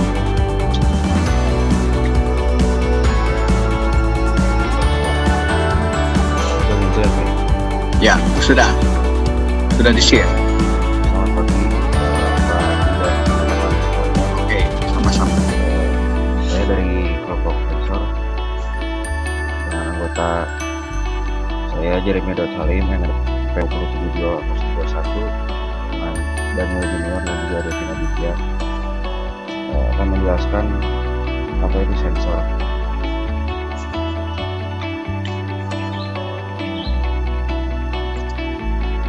Apa sih itu sensor?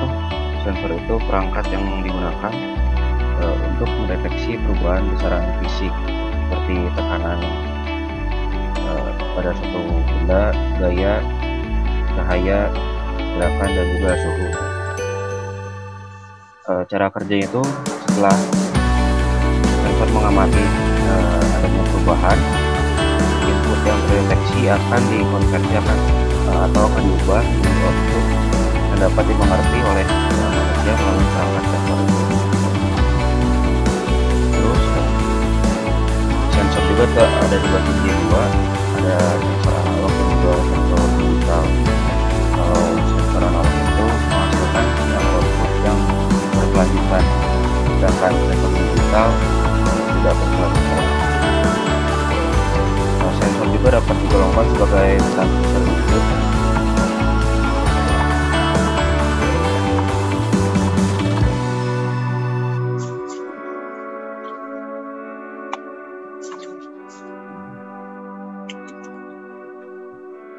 Buat yang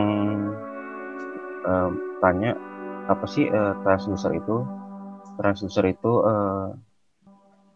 sebuah alat yang atau sebuah perangkat yang mengubah sebuah energi atau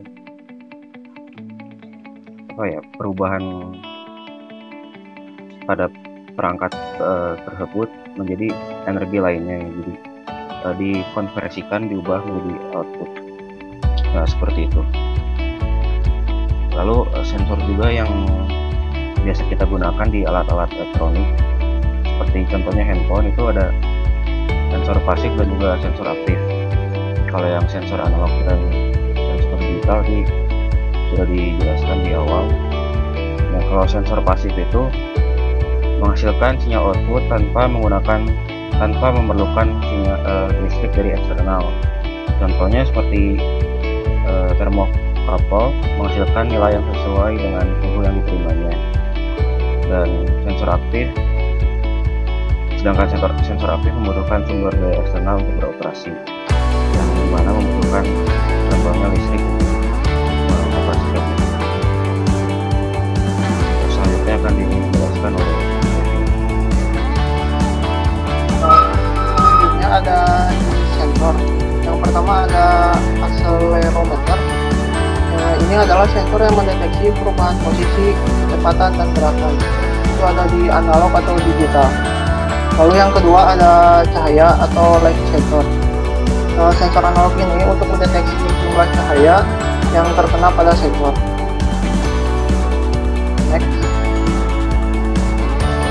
Lalu ada sensor suara. Sensor ini digunakan untuk mendeteksi tingkat suara. Sensor ini juga bisa menerjemahkan amplitudo volume suara menjadi tegangan listrik untuk merasakan tingkat suaranya. Lalu ada sensor tekanan. Sensor ini digunakan untuk mengukur jumlah tekanan yang diberikan kepada sensor, seperti sensor piezoelektrik yang merupakan jenis tegangan keluarannya sebanding dengan tekanan yang diberikan kepada sensor. Lalu selanjutnya akan dijelaskan oleh saudara Dani. Ya, yang selanjutnya ada sensor suhu atau temperatur sensor. Adalah sensor yang tersedia secara luas baik dalam bentuk sensor digital maupun analog. Ada berbagai jenis sensor suhu yang digunakan untuk aplikasi yang berbeda. Salah satu sensor suhu adalah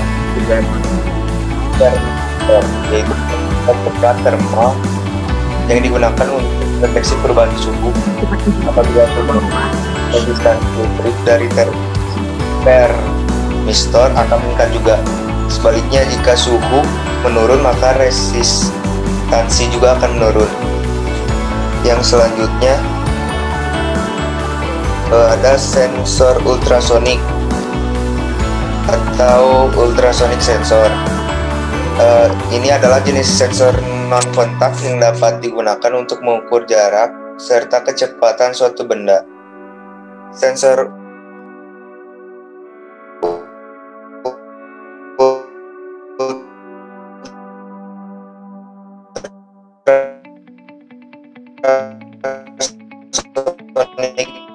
ini juga bekerja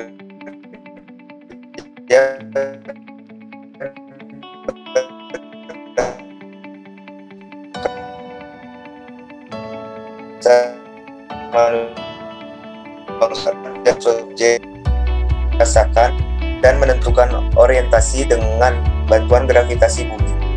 Perbedaan utama antara sensor akselerometer dan giroskop adalah bahwa giroskop dapat merasakan rotasi di mana akselerometer tidak bisa.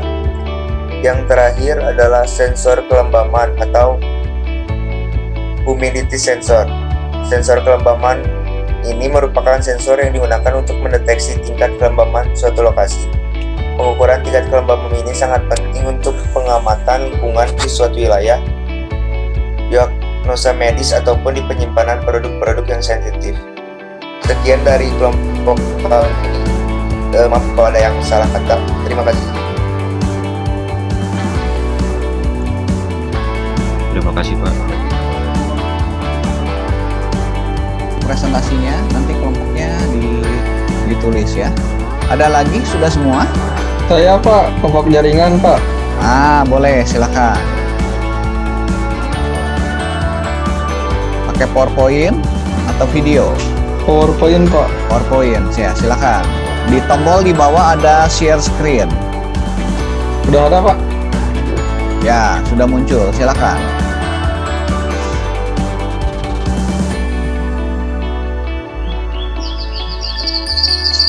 Ya, pagi teman-teman. Jadi jaringan komputer itu adalah koneksi antara dua device atau lebih yang terhubung secara fisik maupun secara logika, sehingga bisa saling tertukar informasi.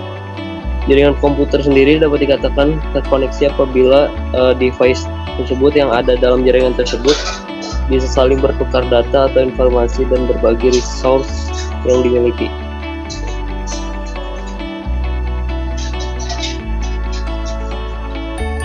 Jadi manfaat jaringan komputer itu dibagi tiga. Yang pertama, resource sharing.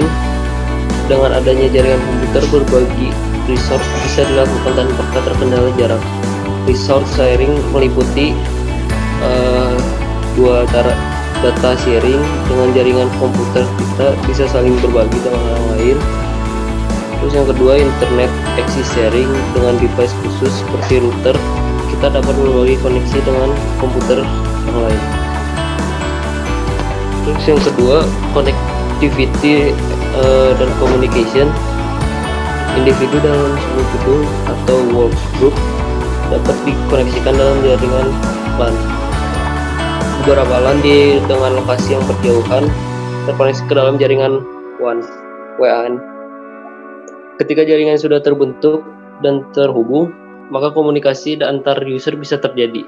Misalnya dengan menggunakan teknologi email, WhatsApp, kayak gitu, dan yang lainnya. Entertainment. Jaringan komputer, terutama internet, biasanya menyediakan banyak jenis hiburan dan permainan, seperti multiplayer game yang bisa dimainkan oleh beberapa user dalam waktu yang bersamaan atau sekedar menonton video.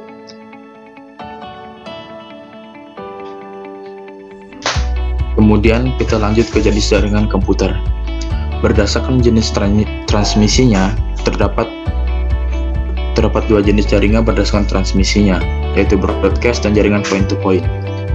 Yang pertama, broadcast memiliki jaringan tunggal yang dipakai bersama-sama oleh semua device yang terkoneksi ke jaringan. Yang kedua, point-to-point terdiri dari beberapa koneksi pasangan individu dari satu device ke device lain. Berdasarkan geografis, dalam cakupan geografis terdapat LAN, WAN, MAN, dan Internet.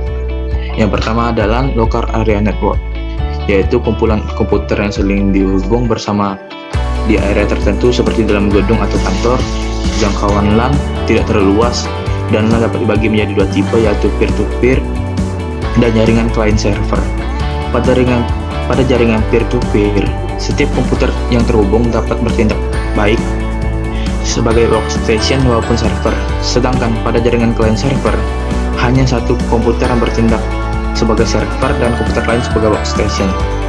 Yang kedua ada MAN, Metropolitan Area Network, yaitu merupakan versi LAN yang lebih besar dan biasanya menggunakan teknologi yang sama dengan LAN. Yang ketiga ada WAN atau Wide Area Network, yaitu jaringan komputer yang mencakup daerah geografis yang luas, seringkali mencakup sebuah negara atau benua. Dan yang terakhir ada internet, yaitu seluruh jaringan komputer yang saling terhubung menggunakan standar sistem Global Transmission Control Protocol atau Internet Protocol Suite TCP atau IP sebagai protokol pertukaran paket switching communication protocol untuk melayani miliaran pengguna di seluruh dunia, bahkan antar planet. Topologi jaringan. Topologi adalah suatu cara menghubungkan komputer yang satu dengan komputer lainnya, sehingga membentuk jaringan. Ada beberapa macam topologi yang umum digunakan saat ini, yaitu topologi bus, token ring, star, tree, dan mesh. Topologi bus. Pada topologi bus digunakan sebuah kabel tunggal atau kabel pusat di mana seluruh workstation dan server dihubungkan. Keunggulan topologi bus adalah pengembangan jaringan atau penambahan workstation baru dapat dilakukan dengan mudah tanpa mengganggu workstation lain. Kelemahan dari topologi ini adalah bila terdapat gangguan di sepanjang kabel pusat, maka keseluruhan jaringan akan mengalami gangguan. Topologi ring. Pada topologi ring, semua workstation dan server dihubungkan sehingga terbentuk suatu pola lingkaran atau cincin. Tiap workstation ataupun server akan menerima dan melewatkan informasi dari satu komputer ke komputer lain. Bila alamat-alamat yang dimaksud sesuai, maka informasi diterima, dan bila tidak, informasi akan dilewatkan. Kelemahan dari topologi ini adalah setiap node dalam jaringan akan selalu ikut serta mengelola informasi yang dilewatkan dalam jaringan, sehingga bila terdapat gangguan di suatu node, maka seluruh jaringan akan terganggu. Topologi mesh. Topologi mesh digunakan pada kondisi di mana tidak ada hubungan komunikasi terputus secara absolut antara node komputer. Topologi ini merefleksikan desain internet yang memiliki multipath ke berbagai lokasi. Topologi star. Pada topologi star, masing-masing workstation dihubungkan secara langsung ke server atau hub.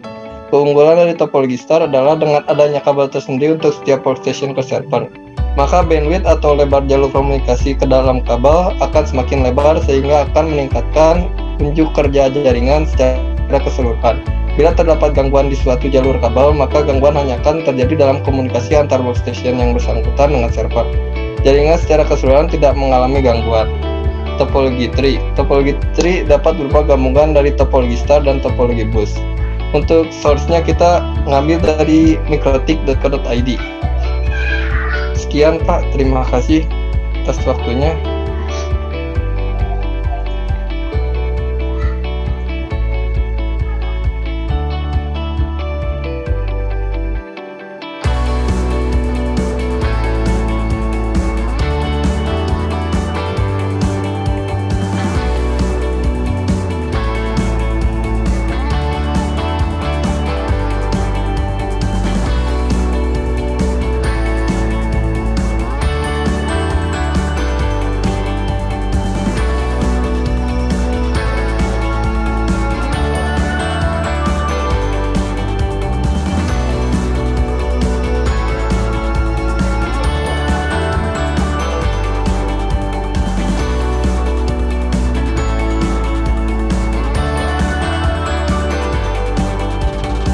Oke, ada yang lagi presentasi? Sorry, tadi saya di mute suaranya.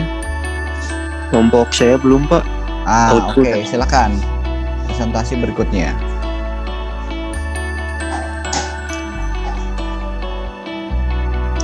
Ada tombol share screen di bawah ya. Ya, oke.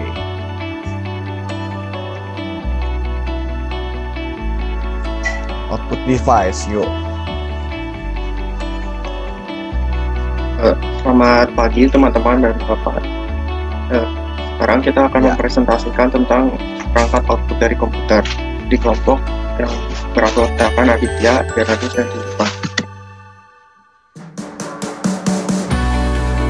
Itu perangkat output komputer. Perangkat output komputer adalah perangkat yang mengkonversi informasi dari komputer yang tadinya berupa binary itu menjadi sesuatu yang bisa dibaca oleh manusia. Ini adalah printer. Printer adalah perangkat yang dapat membuat grafis atau teks di sebuah media cetak yang biasanya adalah kertas. Printer ada juga jenisnya banyak. Ada 3D printer, inkjet printer, laser printer, dan thermal printer. 3D printer adalah printer yang dapat mencetak di ruangan tinggi dan biasanya menggunakan filamen sebagai material untuk mencetaknya. dan kecepatan mencetak cenderung lama tergantung dari pengaturan kualitasnya dan ukuran printer bermacam-macam. Untuk jenis filamennya sendiri ada berbagai macam, ada dari PLA yang paling sering dipakai tapi kelemahannya itu rapuh. Ada juga dari plastik ABS, itu yang kedua tersering, tapi kelemahannya jika pendinginannya tidak rata akan hasil akhirnya tidak seperti bentuk yang kita desain. Ada juga yang filamen menggunakan serbuk besi atau serbuk aluminium untuk menjadikan hasil akhirnya terlihat seperti di print menggunakan besi, tapi itu tetap menggunakan plastik di bahan dasarnya. Ini contoh filamennya dalam bentuk roll seperti ini. Ada juga inkjet printer. Ini jenis printer yang paling sering digunakan di kantor atau di rumah, dan biasanya menggunakan pigmen tinta untuk menciptakan grafis atau teks, dan hanya menggunakan media cetak yang bisa menyerap tinta tersebut.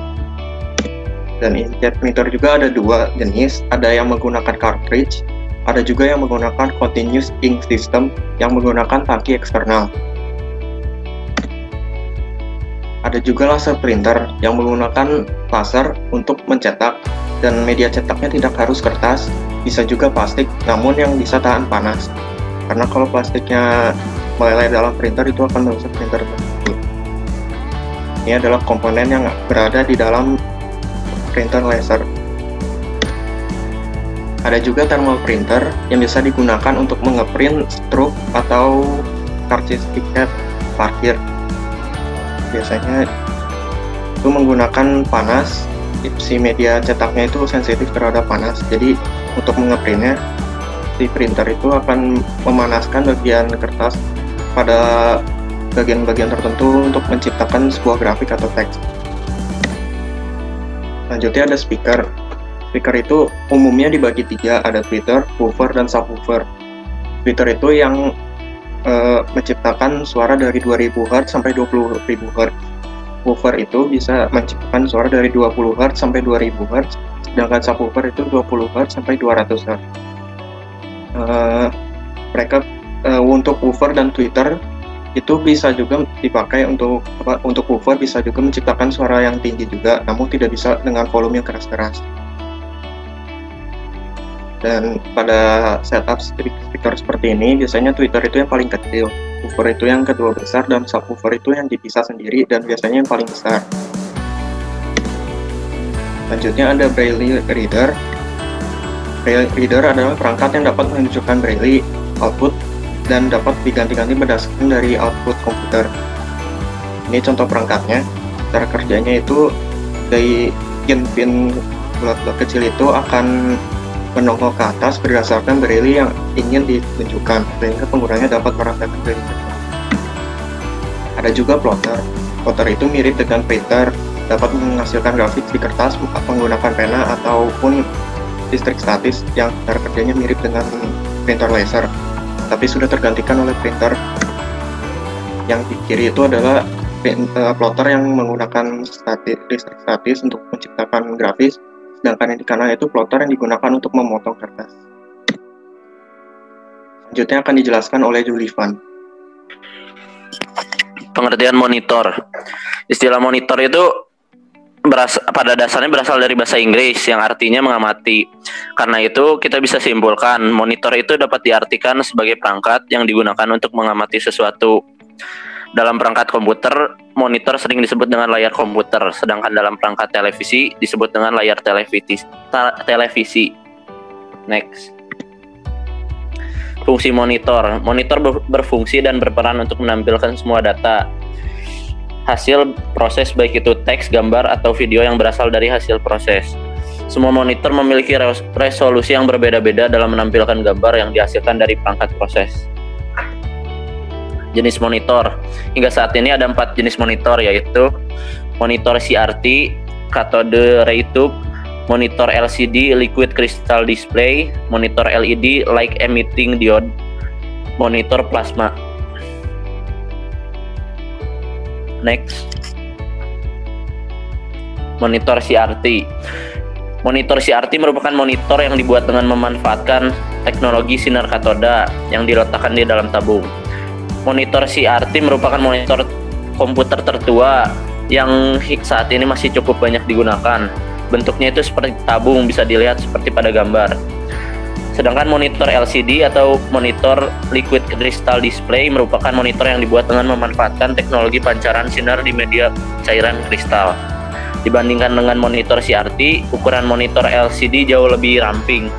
Bukan cuma itu, tingkat resolusi dan kualitas gambarnya juga lebih baik dibandingkan dengan monitor CRT. Next. Monitor LED, light emitting diode. Monitor LED merupakan monitor yang dirakit dengan memanfaatkan teknologi dioda lampu yang mampu memancarkan emisi cahaya. Meskipun tidak berbeda jauh, tetapi monitor LED ini lebih tipis dibandingkan dengan monitor LCD. Monitor plasma. Monitor plasma merupakan monitor yang dirakit dengan memanfaatkan teknologi gas neon ataupun xenon yang diletakkan di antara dua plat kaca. Dibandingkan dengan seluruh monitor yang sudah ada, monitor ini merupakan monitor yang paling baru dan yang terbaik dalam hal kualitas gambar yang dihasilkan. Next. Pengertian proyektor. Proyektor merupakan perangkat yang dapat mengintegrasikan sumber cahaya, sistem optik, elektronik, dan display dengan tujuan memproyeksikan gambar atau video ke layar dinding untuk membuatnya terlihat lebih besar. Dengan kata lain, proyektor itu alat bantu untuk menampilkan gambar, video, atau data-data lainnya ke komputer atau dari komputer atau laptop ke sebuah layar. Next. Fungsi proyektor. Fungsi proyektor itu yang sebenarnya ada banyak, cuman saya masukkan sini cuma 3 saja untuk mempersingkat. Yang pertama itu sebagai alat presentasi, biasanya digunakan untuk memaparkan presentasi yang membuatnya menjadi lebih mudah dan lebih atraktif. Yang kedua, media informasi. Proyektor juga dapat menampilkan suatu objek atau data pada komputer menjadi lebih terlihat lebih besar. Hal ini membuatnya menjadi media informasi yang lebih efektif dan lebih efisien. 3. Media hiburan. Memiliki proyektor di rumah dapat memberikan keuntungan tersendiri karena bisa digunakan sebagai media hiburan. Misalnya menonton video dalam ukuran yang jauh lebih besar, layaknya di bioskop. Next. Jenis proyektor itu ada 5. Yang pertama ada proyektor digital. Proyektor ini itu mengkonversi data dalam bentuk gambar secara langsung dari PC ke layar dengan sistem lensa. Biasanya digunakan untuk pembentukan sistem home theater. 2. Proyektor LCD, jenis proyektor yang lebih modern dikembangkan dari pendahulunya, yaitu overhead proyektor OHP, di mana OHP masih menggunakan tulisan di kertas bening. Yang ketiga, proyektor CRT digunakan pada mesin TV konvensional pada beberapa dekade terakhir dengan memanfaatkan proyektor yang berbentuk tabung gambar. Gambarnya dapat dilihat pada gambar sebelumnya. Yang keempat, proyektor DLP. Gambar yang dihasilkan dari kaca mikroskopis yang disusun matriks di atas chip semikonduktor atau umum dikenal dengan digital micromirror device. Yang kelima yang terakhir, proyektor LCOS. Jenis ini merupakan pembaruan dari LCD dan DLP yang dimana diproduksi dengan lebih ringan dan resolusi yang dihasilkan lebih baik. Pengertian video card.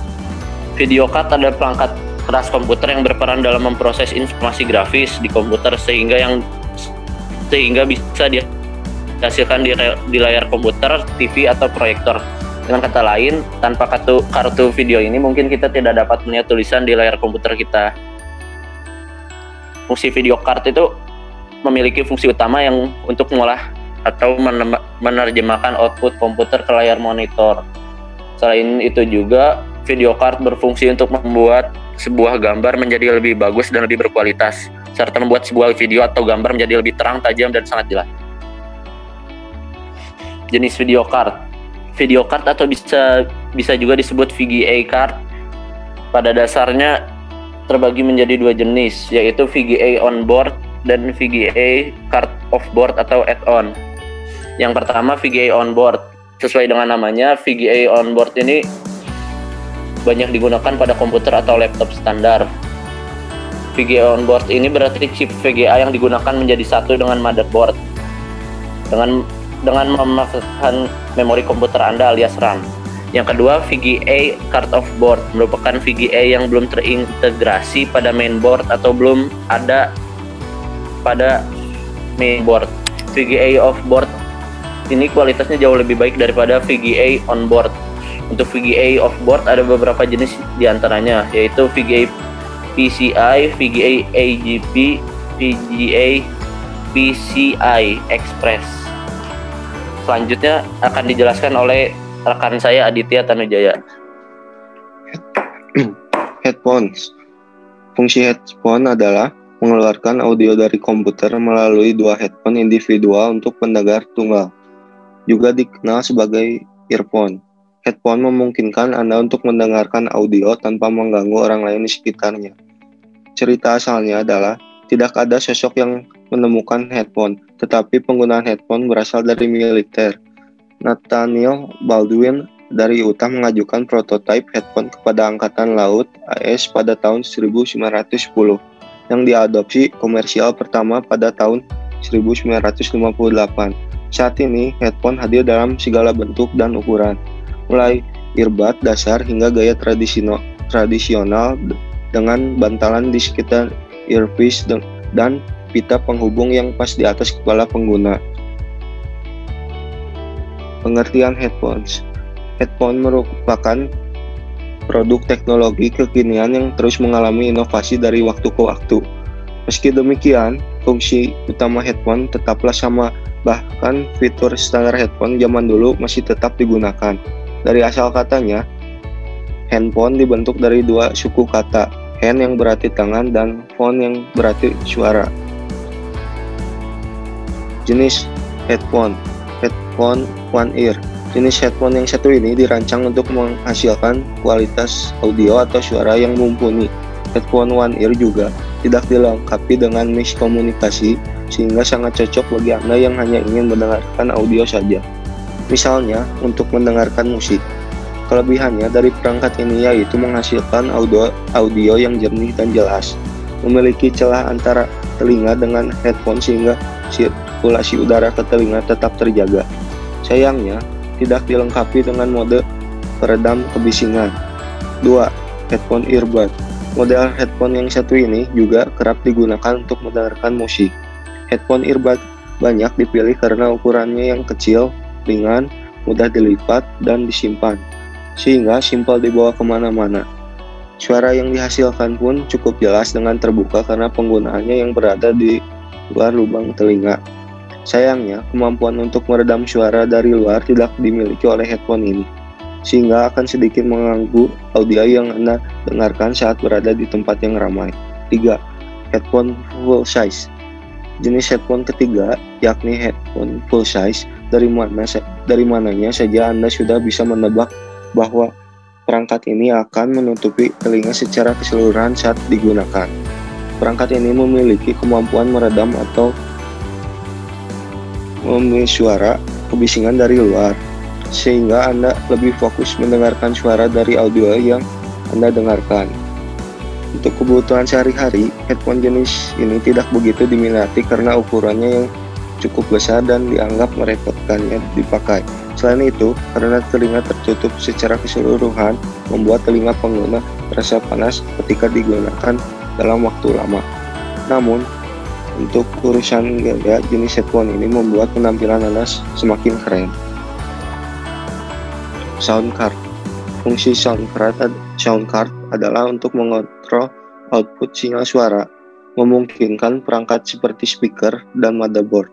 Meskipun kartu suara tidak penting untuk fungsi dasar komputer, Anda memerlukannya jika Anda ingin bermain game, menonton film, mendengarkan musik, dan menggunakan konferensi audio dan video. Cerita asalnya adalah kartu suara pertama diciptakan oleh Sherwin Gotch pada tahun 1972 dan digunakan dalam sistem Plato. Plato adalah sistem pembelajaran dengan bantuan komputer pertama yang digunakan secara luas. Tidak sampai tahun 1988 bahwa kartu suara secara luas digunakan di PC. Pengertian sound card. Sound card atau kartu suara adalah suatu perangkat keras komputer yang digunakan untuk mengeluarkan suara, dan merekam suara.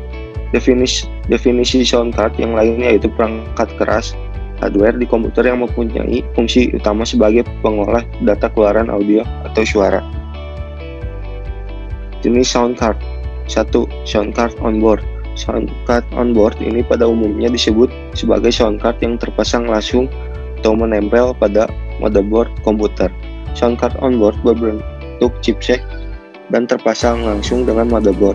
Sound card on board ini kinerjanya membutuhkan tenaga prosesor. Jenis sound card seperti ini sangat cocok jika Anda menggunakan aplikasi multimedia untuk mendengarkan musik atau lagu dan suara dari film-film kesukaan Anda. 2. Sound card off board. Sound card off board ini pada umumnya disebut sebagai sound card yang dipasang ke slot PSI atau PCI pada motherboard komputer. Seiring perkembangan zaman, sekarang ini kebanyakan dipasang pada slot PCI. Maka dari itu disebut sebagai sound card PCI. Sound card jenis ini memiliki kualitas pengelola suara yang lebih bagus daripada sound card onboard, sehingga suara atau audio input atau output hasilnya sangat bagus. Sekian dari kelompok saya, terima kasih untuk waktunya. Oke, terima kasih. Semua sudah selesai ya kelompoknya ya. Baik, hari ini kita akan akhiri, udah mau pukul 9 ya. Nanti hasil rekamannya saya akan simpan di Google Drive ya, atau juga kalau sempat saya simpan di YouTube-nya, di YouTube channel saya. Oke, terima kasih presentasinya, bagus-bagus. Ya, kita nanti akan lanjut ke minggu depan ya. Ada pertanyaan sampai sini?